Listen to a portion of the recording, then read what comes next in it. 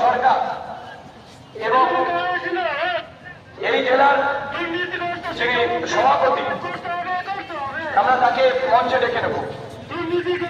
আমরা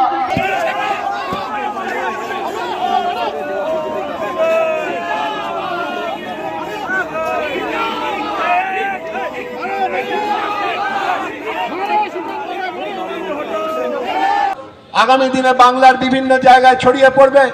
ইতিমধ্যে দেশের আমরা এখন এই বিষয়ে সভাপতি সুমন দাকে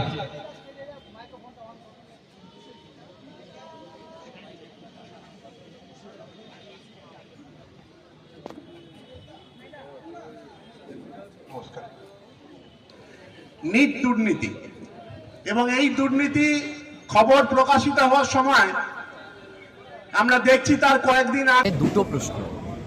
একটা হচ্ছে বিজেপি সিবিআইকে ব্যবহার করছে দেশের মধ্যে গণতন্ত্রে নির্বাচিত রাজ্য সরকারের মুখ্যমন্ত্রীকে জেলে পাঠাচ্ছে। তারা অরবিন্দ কেজরিওয়ালকে জেলে পাঠানো, ঝাড়খণ্ডের মুখ্যমন্ত্রীকে জেলে পাঠানো, হেমন্ত সোরেন।